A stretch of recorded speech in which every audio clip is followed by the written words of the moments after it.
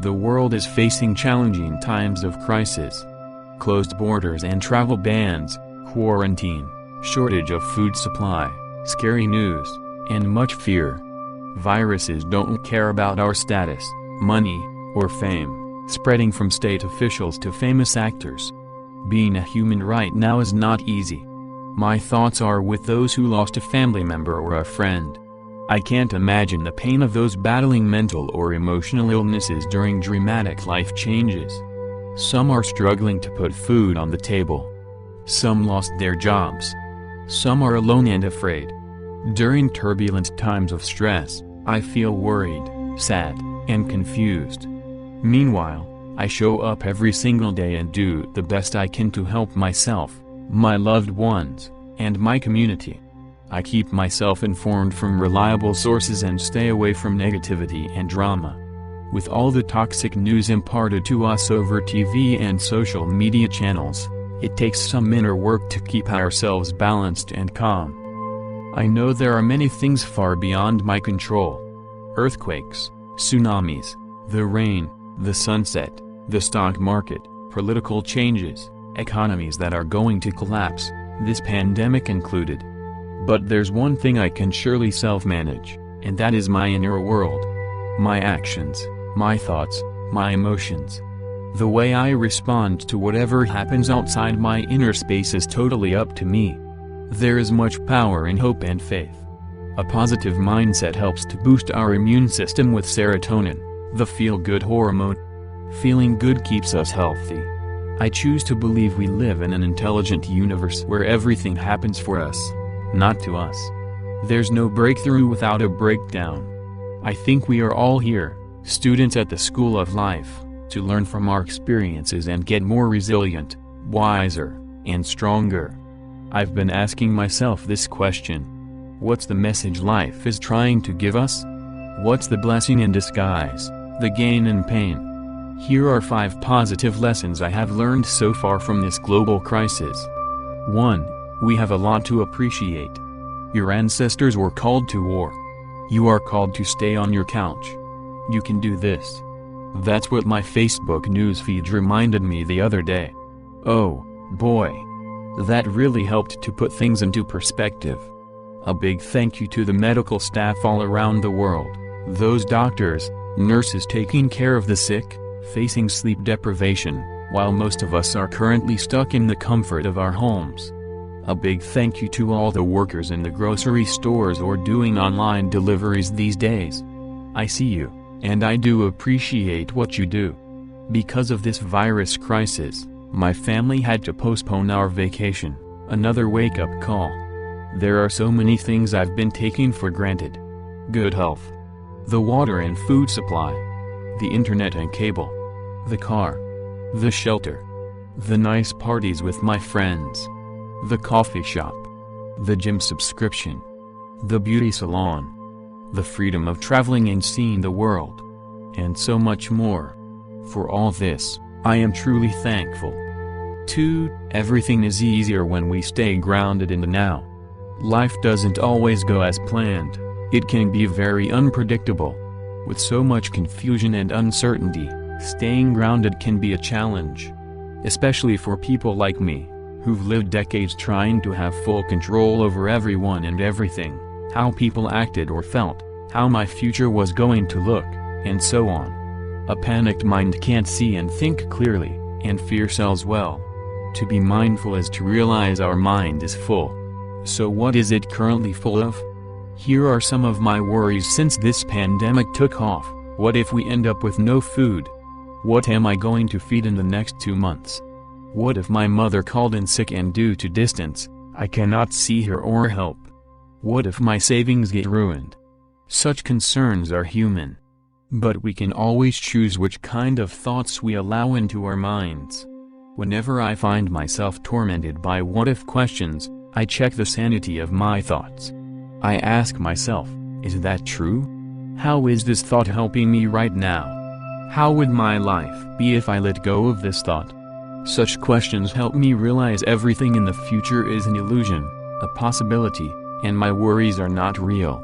Whatever I might be fearing, I am not there yet.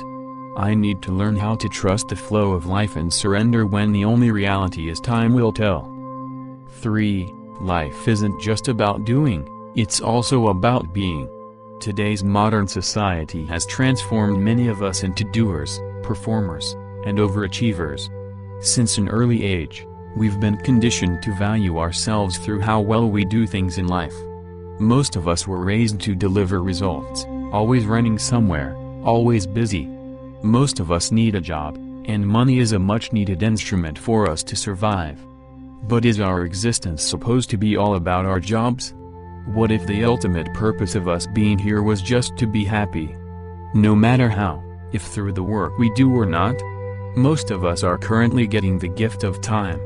And what a golden asset that is, as it means life and it's never coming back. Some people are spending quality time with their loved ones, calling old friends, reading the good books on the waiting list, playing with their babies, talking to their children, asking questions, listening to what they have to say, cooking, baking, eating together, playing games and watching movies. Some are doing yoga, Pilates, dance, spending time outdoors, cleaning their gardens, playing with their pets, getting creative, painting, writing, making art. Others are learning new skills, signing up for new courses, watching interesting documentaries on Gaia or Netflix, decluttering their homes of things they don't want, use or need. We're unable to go out, so many of us go in. Sleep, recharge, pray, meditate, journal. Reflect on what's important and what makes us truly happy. To many, it's a transition from survival to living. During times of pain, we are invited to learn new ways of being, to do less and be more, to reconnect with our true human nature. 4. We are all one. In a world with so much scarcity, hunger, poverty, divisions, and wars, we are reminded that, in front of adversity, we are all one. During times of physical disconnection, staying emotionally connected is a true blessing. Unity, collaboration, giving, support, community, service, compassion, inclusion, empathy, collaboration, such human values have never been so essential as today. People all over the world are doing so many acts of kindness. In our community, some ask their neighbors if they need anything before they head to the supermarket. These are the same people who, before this crisis, barely spoke to each other. Many volunteer their money and time these days, making sure older people have all they need. They share food, medicines, essentials, baby necessities. Support those who don't have any savings or income. Some buy fresh flowers and groceries from the small local shops around the corner. Purchase vouchers and gift cards to be used later so they can keep small business alive. Teachers and tutors offer support for busy parents with children. Museums do virtual tours for free. Famous singers invite their fans to live concerts from the intimate space of their living rooms. Coaches, consultants, trainers, healers, spiritual teachers, and light workers offer resources to help people stay healthy, calm and empowered. Collective meditations and prayers are held all around the world. If you are new to the channel and find this video interesting, please give it a thumbs up. You might also want to subscribe and click the bell on the side to get a pop-up when we have new videos up. 5. Challenges always lead to growth. Real, sustainable growth happens during challenging times that stretch us, not when everything is nice and easy. With so many children studying online these days, we can foresee a restructuring of the school system with a new view on homeschooling. With so many bars, restaurants, and malls getting closed, fewer distractions and alcohol consumption, less overconsumerism, we are invited to spend less time out and focus on what's in. Some people lost their jobs, which is sad. However, many were stuck with jobs they hated and didn't believe in. A new opportunity to find something meaningful, something that brings them genuine joy and fulfillment. A great time to brainstorm possibilities and new business opportunities. Managers in the corporate world see they can keep their businesses up and running without unnecessary meetings and travel. Reduced traffic means fewer cars, subways, and planes. Less trash on the streets. Cleaner water and air. Our tired planet is taking a deep breath. Mother Earth is healing.